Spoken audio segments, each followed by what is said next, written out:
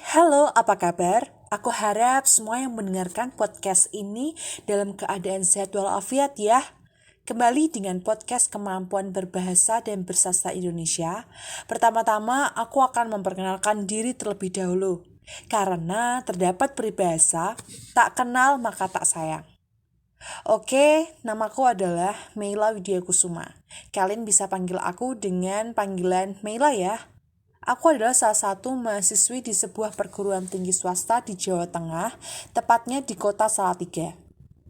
Orang-orang sering mengenal kampusku dengan kampus Indonesia Mini. Kenapa bisa Indonesia Mini? Apa sih filosofinya? Nah, bisa disebut kampus Indonesia Mini karena mahasiswanya yang berkuliah di sini berasal dari berbagai penjuru daerah di Indonesia. Wah, sangat menarik bukan? Ya, kampus yang aku maksud adalah Universitas Kristen Satya Wacana. Cukup sampai di sini ya perkenalan dariku. Jadi, topik yang akan dibahas dalam podcast kali ini adalah mengenai keterampilan berbahasa membaca. Keterampilan membaca tergolong keterampilan yang bersifat aktif reseptif. Aktivitas membaca dapat dikembangkan secara tersendiri, terpisah dari keterampilan mendengarkan dan berbicara. Selanjutnya, kemampuan membaca permulaan ditandai oleh kemampuan melek huruf, yakni kemampuan mengenali lambang-lambang tulis dan dapat membunyikannya dengan benar. Dalam membaca, juga terdapat istilah melek wacana.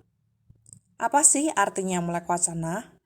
Artinya, pembaca bukan hanya sekedar mengenali lambang tulis, bisa membunyikannya dengan lancar, melainkan juga dapat memetik isi atau makna bacaan yang dibacanya. Bahkan dalam kemampuan tingkat tinggi, seorang pembaca harus bisa membaca sebuah bacaan atau sebuah buku dengan cepat dan mendapatkan intisari dari sebuah bacaan tersebut.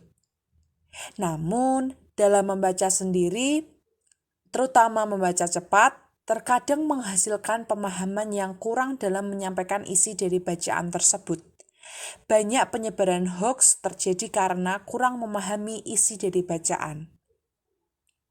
Membaca dapat pula dianggap sebagai suatu proses untuk memahami yang tersirat dalam yang tersurat. Melihat pikiran yang terkandung dalam kata-kata yang tertulis. Selanjutnya, aku akan membahas nih jenis-jenis membaca, yaitu sebagai berikut. Yang pertama adalah membaca nyaring. Membaca nyaring adalah suatu aktivitas atau kegiatan yang merupakan alat bagi guru, murid, ataupun pembaca bersama-sama dengan orang lain atau pendengar untuk menangkap serta memahami informasi, pikiran, dan perasaan seseorang pengarang. Lalu, yang kedua adalah membaca dalam hati. Membaca dalam hati adalah kegiatan membaca yang hanya menggunakan ingatan visual atau visual memory yang melibatkan pengaktifan mata dan ingatan. Tujuan utamanya adalah untuk memperoleh informasi. Membaca dalam hati sering dilakukan oleh anak sekolah kelas tinggi bahkan orang dewasa.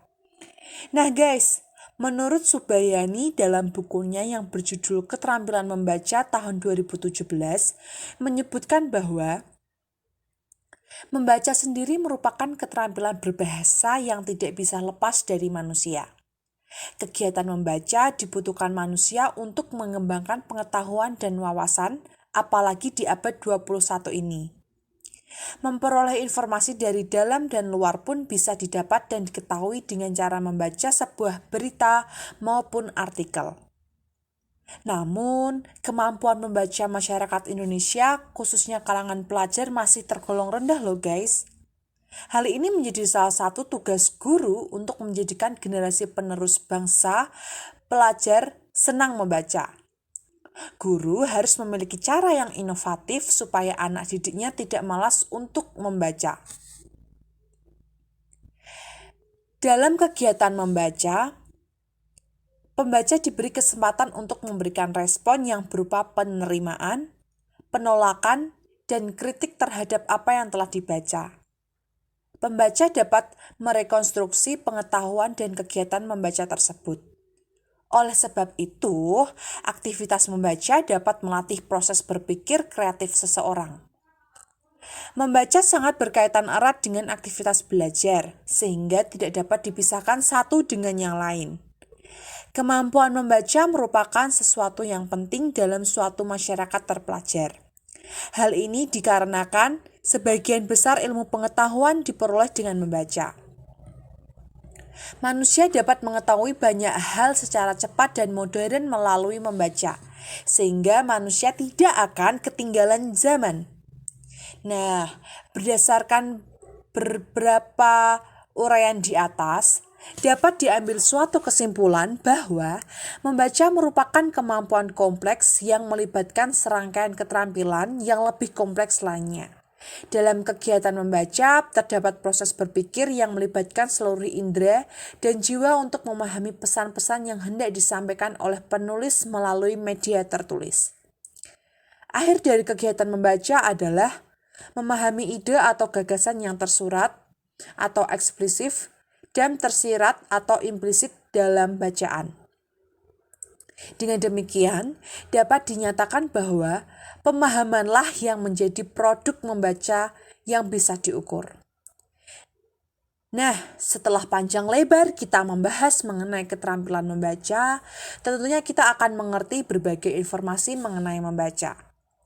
Dengan membaca sendiri, akan menambah pengetahuan yang bisa dijadikan bekal dalam kehidupan kita, guys. Baik, saya rasa sangat menarik juga ya pembahasan mengenai keterampilan membaca ini. Saya harap siapapun yang mendengar podcast ini bisa meningkatkan kemauan kita untuk membaca supaya pengetahuan kita juga bertambah. Sekian podcast pada kesempatan ini. Sampai jumpa di podcast selanjutnya. Terima kasih. Salam sehat. Tuhan memberkati.